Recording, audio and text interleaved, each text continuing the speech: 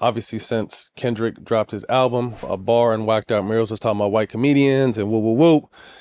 Gary Owens tried to jump on that wave and said what he said and kind of fell to the side, but Andrew Schulz has kind of taken this opportunity to grow his fandom and his following and to me, clout chase. And I think since the song is dropped or the album is dropped, he's been the loudest person in this mix outside of Drake's allegations to, you know, the record companies and the streaming companies. Matt Barnes on All the Smoke gave his thoughts on the Andrew Schulz, Kendrick Lamar fiasco.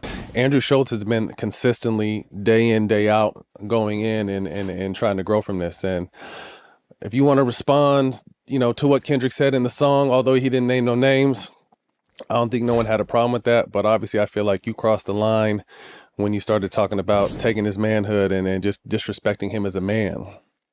And now you want to cry about the reaction. I'm not sure what you expected, bro. Comedy is comedy. You know, it's hit or miss. And you've definitely found your lane and got some fame of late and have really been doing your thing up to this point. But you crossed the line, and I think that you're finding out what that means now. This is not a game. You're not really just going to go around disrespecting people these days, especially someone to his caliber who has the love of the entire West Coast by far, but, you know, a lot of love out there in general. So my advice, bro, is just fall back, leave it alone, let it blow over, because the more you talk, the more you're going to get in. I wish you and your family peace and happiness, bro. Let's get into it. So let's go over the history first, and then we'll get into my perspective and others' perspective. First, Kendrick said in a song, all right, don't let no white comedian talk about no black woman, that's law. It's likely a reference to when Schulz went on a different podcast than his own and made jokes about black women, to which the host would apologize later for letting it slide because it was bad. It was trash. It wasn't funny. They gave him what I felt like were pity laughs. It was degrading. It was terrible.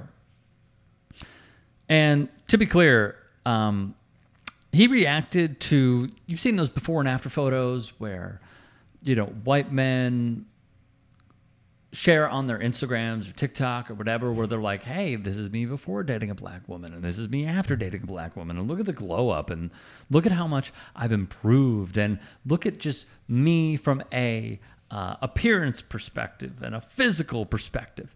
And Schulz hated it. Why you would hate that, I have no idea. Why you are, you know, going in on someone being happy with themselves, being confident with themselves, improving their lives. Like, I don't get it. I don't think I'll ever get it. But then again, I'm not Andrew Schulz. So he would then, and what you saw was a sample of some of the comments, he would then turn it into, hey, his crew will beat me up. If they see me out in the street, they're going to get me. All right. There's no doubt that they will F me up, and I will be left really, really, really hurt. No doubt about it. All right. But if it were me and Kendrick, I would R-word him. I would make sweet love to him, and I would R-word him. And I have no doubt that I would be able to come out on top. Pardon the pun. And that's why everybody's so taken aback by it. Because it's, like, first off, you're committing an essay, and secondly, it's just weird. It's just a weird thing to say from a weird guy who literally looks like his haircut would be modeled after Germany in the 30s. What is going on with this dude, man? So that was odd. I don't know when someone would say, oh, man, that's awesome. You know, and then in return, what he would also do is play up the, I'm getting canceled, everyone's coming after me, blah, blah, blah, blah, blah. When no, like, no one is canceling you. First off, it doesn't exist. But secondly, it's because it was a dumb thing to say. It's because it was super unfunny. And I also think they gave you courtesy laughs there as well. You know why? Because it's the same thing that Jesselnick said about comedians going on Joe Rogan, where they just want it to be a whole dap-up party, and he's not about that life, and I don't blame him. But, like, some of the other dudes there, they know where their bread is buttered. They know that they cannot say anything about those that cut the checks. Now, some of you may be thinking, because I know it's going to pop into your head, what about you? Go look at previous comments I have made. I don't let stuff slide on here. But it doesn't matter. I thought Rosenberg also put this quite well in a tweet. Kendrick calls out Schulz for running down black women, more specifically, the dudes who let it happen unchecked.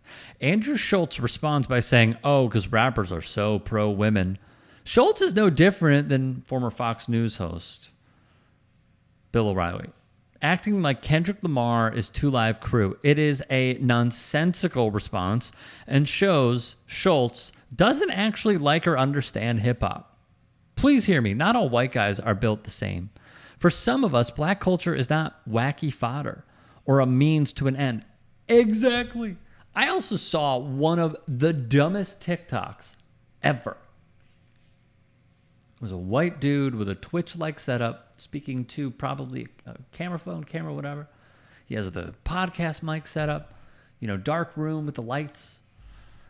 And he's a white dude wearing a backwards hat, and he goes, yeah, I just don't think soul is anything to brag about. Get that unk stuff out of here, man. Thankfully, he's getting dragged, as he should. Because to some of us, we do take this seriously. I take it seriously. I also think when there is a white dude such as Schulz, who at times cosplays even with the dialect, there needs to be timeouts called in the game. And I think what's also happened is he's been able to get away with it for way too long. Way too long. And now the chickens are coming home to roost. I think people were waiting for that moment. And now it's occurred. And he's dealing with the repercussions. He is dealing with the consequences of his own actions. Now, you should also remember, Schulz is playing up like this anti-wokeness. He even at one point said Kendrick is too woke to get a joke. That's insane. But he even invited who on his podcast prior to the general? Donald Trump. He invited Donald Trump. And he tried out material on like abortion. One outlet even basically called him the second wave after Joe Rogan in the manosphere. I agree and disagree with that. But the most hilarious part about it all, now Schulz is claiming that Lamar can't take a joke, despite the fact that Schulz clearly can't even hear a diss without telling on himself.